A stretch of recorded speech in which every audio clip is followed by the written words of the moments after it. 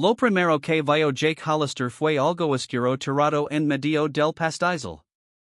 Al principio pensó que era un venado muerto, pero cuando su caballo se acercó más, se quedó helado encima de la silla. Era una mujer, una maña joven vestida con habito negro, tendida bajo el salazo de Kansas que quema hasta los huesos.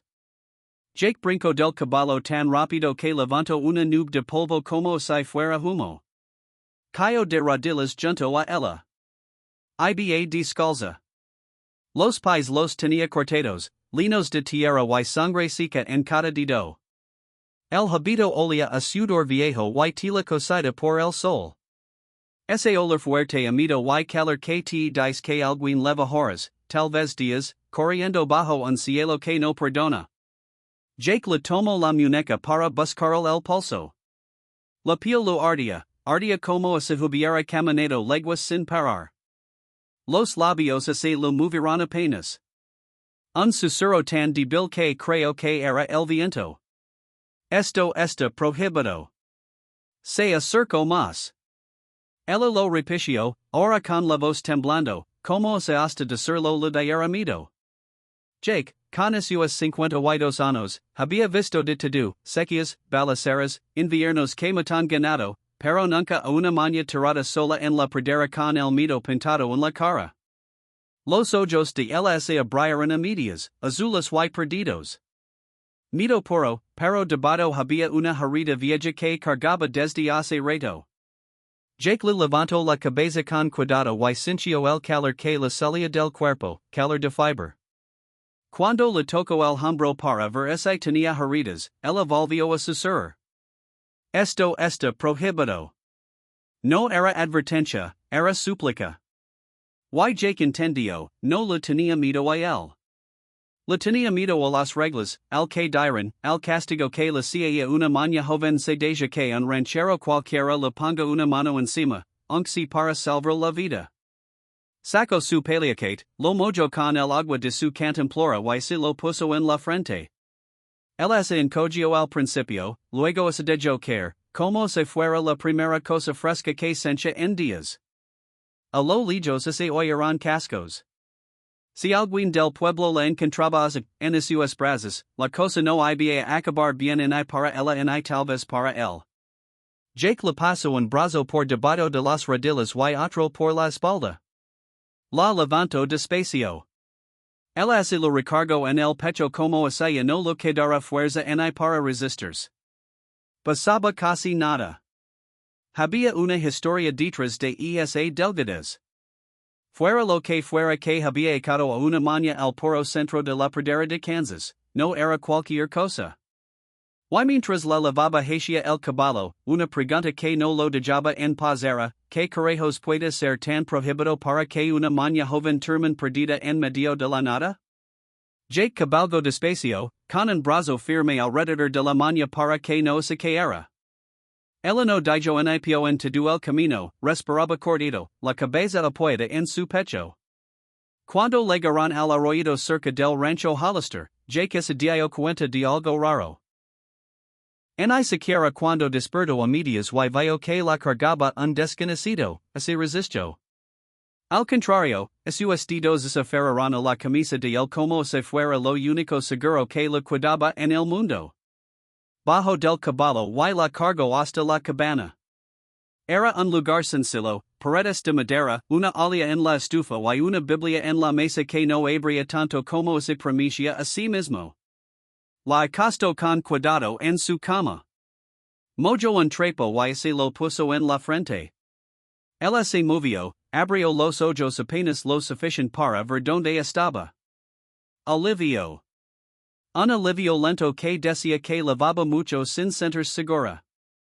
Le dio agua. Tomó un sorbito, luego otro. Cuando por fin habló, la voz le salió suavecita. ¿Dónde estoy? Jake acercó una silla. En el rancho Hollister, a unas millas al oeste de Dodge City. Te desmayaste en el pastizal. Ella asintió, como si supiera que se había pasado de la raya. Me llamo Jake, dijo él. ¿Y tú? Pericia que hasta su nombre era algo que tenía que proteger. Hermana Elise susurró al fin. Jake sintió despacio. Elise. Ella miró alrededor de la cabana, los dedos apretando la cobija. Ahí fue cuando Jake veo claro, esta mujer huya de algo mucho más pesado que el calor que la había tumbado. Intentó sentarse. Jake le puso una mano en el hombro, suave. Tranquila. Aquí nadie te va a venir a buscar. El miedo le cruzó los ojos como un relámpago. No miedo a él. Miedo a que la encontraran. Jake, si preguntan por mí, tienes que decir que nunca me viste. El alzó las cejas. ¿Quiénes, exactamente, andan buscando a una maña en pleno verano de Kansas? Elise miró hacia la puerta, como si alguien pudiera entrar en cualquier momento. Luego soltó las palabras que pusieron a Jake en alerta máxima.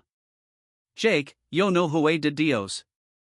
Hué de los que están dentro de la iglesia. ¿Qué demonios pudo haber visto una maña para tener que escapar con riesgo de su vida? Jake se recargó en la silla, mirándola como si la hubiera dicho que la tierra era plana. Hur de Dios era una cosa. Hur de la misma iglesia era otro pedo. Elise se abrazó la cobija y miró a sus manos temblorosas. Puedes cantarme. Aquí no hay nadie más. El atomo era entrecortado. En la misión de Dodge City, ya nada era santo. A Jake se le hizo un nudo frío en el estómago. Esa misión se suponía que era lugar de confianza. Hay un hombre y siguió ella, uno que todos respetan, pero no es lo que parece. Está usando la misión para lana, para cosas que nadie debería esconder detrás de una cruz. Jake sintió que le subía la sangre. Esa rabia calada que conocen bien los hombres grandes. Encontré cartas, libros con números que no cuadran. Se lo conté a una hermana mayor, y el día siguiente no estaba. Jake se inclinó. ¿Y dónde se fue? Elise negó con la cabeza. Me dijeron que se fue por su cuenta. Pero yo six el sheriff Collins hablando con el padre Whitlock esa misma noche. Después empezó a vigilarme, a preguntarme dónde dormía, dónde rezaba. Jake se rascó la quijada. El sheriff Collins, un tipo al que nunca le tuvo confianza. Un cabrón que hasta olía a problema cuando quería parecer santo. Sup que se me cuidaba, yo también iba a desaparecer. Me subía un carro de carga que salía del pueblo, llegó hasta el río, y luego caminó hasta que las piernas me falaron. Y así fue como me encontraste. La voz se le quebró y, por primera vez desde que la recogió, Elise empezó a llorar. La roba bajido, cansada, como quien ya no puede más con todo guardado. Jake se quedó sentado, las manos juntas, dejándole llorar sin quitar la vista. ¿Sabes? Una vez me callé cuando debía haber hablado. Mi esposa necesitaba médico y el del pueblo nos corrió porque no teníamos suficiente dinero. Salí de allí sin decir en mi madre. 2 días después se murió. He cargado ese silencio todos los días desde entonces. Así que cream cuando te digo, si tú tienes huevos para hablar, yo no te voy a dejar sola. Se levantó y se acercó a la ventana, mirando la tierra tranquila. Había pasado años sin meterse en problemas ajenos, pero escuchar lo que esta muchacha había vivido le despertó algo que creía enterado con su mujer, las ganas de proteger y de hacer justicia. Elise, si lo que dices es cierto, esto es más grande que los dos. Lo sé, pero no puedo volver sola. Jake se acercó, mirándola firme. No vas a volver sola. No mientras yo respire. Y así empezó la verdadera bronca. La que mueve pueblos enteros. 2 mañanas después, Jake se levantó antes del amanecer. Era una de esas mañanas de Kansas en que hasta el viento se queda quieto. Salió, las botas hundiéndose en la tierra fresca, y barrio el horizonte con la mirada. Dentro, Alicia estaba despierta, sentada a la mesa con las manos alrededor de una taza de agua tibia. Bueno, dijo Jake sentándose frente a ella. Necesitamos respuestas. Ella asintió. Si el padre Whitlock sabe que escape, va a mandar gente. No así va a render. Vamos al pueblo. Los ojos de ella se abrieron como platos. A Dodge City? Jake asintió. Si el hombre está sucio, que lo ven todos con sus propios ojos. Elise respiró hondo, temblorosa. Y así ni ven. Jake sonrió con esa sonrisa turca de ranchero viejo. Pues que miran.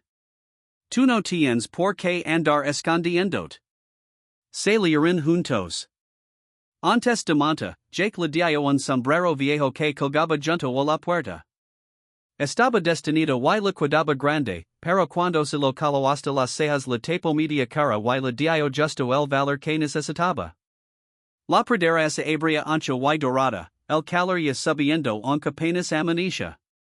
Cuando aparecieron los tecos de Dodge City, Elise apretaba la silla como si se fuera a caer. Vaqueros atando caballos, polvo, ruido, y en el centro, la misión, alta y calada, como si nunca hubiera conocido el pecado. Jake bajó primero. Elise lo siguió con las manos temblando.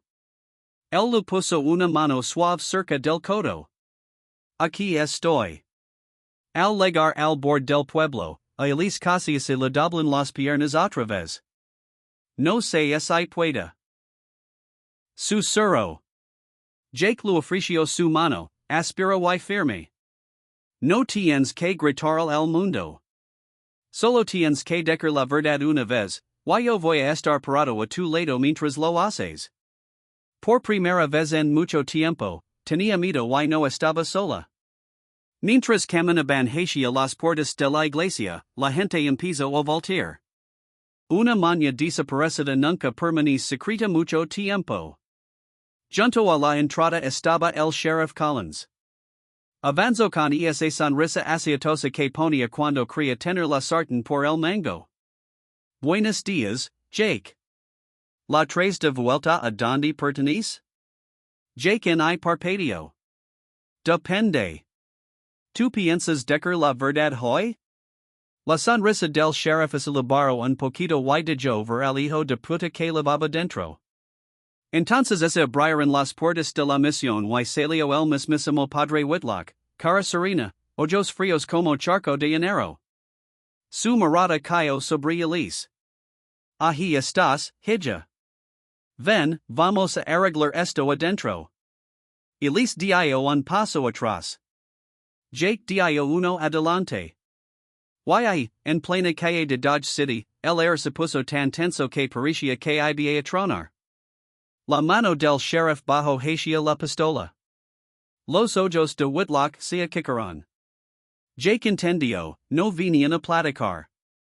Ahora la pregunta era quién iba a sacar primero. El sheriff tenía la mano encima del arma, y justo en medio de todo, Elise dio un paso al frente. Abrió la boca y al principio no salió nada. Las rodillas lo flaquearon. Jake lo apretó el codo, sosteniéndola más de lo que ella se sostenía sola. No voy a entrar contigo. Ni hoy. Ni nunca. La gente se quedó muda, pero no todos jalaban para el mismo lado. Un hombre del fondo gruñó. El padre nunca haría algo así. Whitlock alzó la barba. Los niños dicen locuras cuando están asustados, dijo con voz melosa. Ven, hermana, hablemos en privado. Dio un paso. Elise se congeló. Jake se puso delante antes de que el cura pudiera acercarse más. Si la quieres, pasas por encima de mí. Collins soltó una risita corta, pero la mano ya estaba sobre la pistola. Algunos retrocedieron, otros se quedaron mirando como quien ve una mecha encendida. Entonces Elise habló otra vez, ahora más fuerte. Yo six los libros. Vi las mentiras. Y6 les paso a las que hablaron antes que yo. Un hombre gritó. Sueda esa lengua, muchacha. Otro, el tendero, dio un paso al frente, mandíbula apretada. El padre Whitlock me debe tres meses de cuentas. Y cada vez que pregunto me dice que Dios proveerá. Tal vez esta sea la forma en que Dios provee. Una madre jalo a su hija más cerca. Mi hija mayor trabajaba en la cocina de la misión. Un día dijo de llegar a casa. En carta, en adiós. Usted me dijo que se había fregado, también me mintió, padre? Jake miró las caras, unas enojadas, otras confundidas, otras hartas de centers chiquitas. Todos confiaron en este lugar, dijo. Pero la confianza solo funciona si el hombre se la gana. Collins maldijo por lo bajo y sacó el revólver. Ya basta de esta mierda. Apuntó a Jake. Alguna gente gritó y se agachó. Cuando disparó, dos vaqueros le cayeron encima del brazo y el balazo se fue al aire, pegando inofensivo en los ladrillos arriba de la puerta. En el de madre, Whitlock giró para correr adentro. Dio tres pasos y el tendero con otro hombre lo taclearon en el marco. El golpe abrió la puerta de par en par. Papels salieron volando de un archivero entreabierto. Una caja fuerte cayó al suelo y se abrió, regando libros contables y rolas de billetes como tripas derramadas. Una señora mayor se agachó, tomó una hoja con mano temblorosa y leyó en voz alta. Dinero para los niños huérfanos, enviado al Salón de Sally, Dodge City. La gente se amontonó en la entrada mirando el desastre. Pagina tras pagina de números, nombres y pagos que nunca llegaron a quien debían. Nadie que veo todo eso necesito que un juez lo explicara lo que tenía en front, aunque algunos parecen de no creerlo. Whitlock intentó hablar, pero ya nadie lo escuchaba. El sheriff quiso zafars, pero tres hombres del pueblo lo agarraron antes de que lastimara a alguien más. Jake ni siquiera tuvo que tirar un golpe. La verdad peleó por él. Al caer la tarde, Collins estaba encadenado en su propia cárcel, vigilado por hombres que ya no lo tenían miedo. A Whitlock así lo levaron a declarar hombres que ya no lo temían. Y Elise estaba parada en la puerta de la misión, ya no como maña fugitiva, sino como la mujer que por fin medio luza un lugar que llevaba demasiado tiempo oscuro. No así fue. Se quedó y trabajó junto a las demás hermanas, limpiando la casa en todos los sentidos.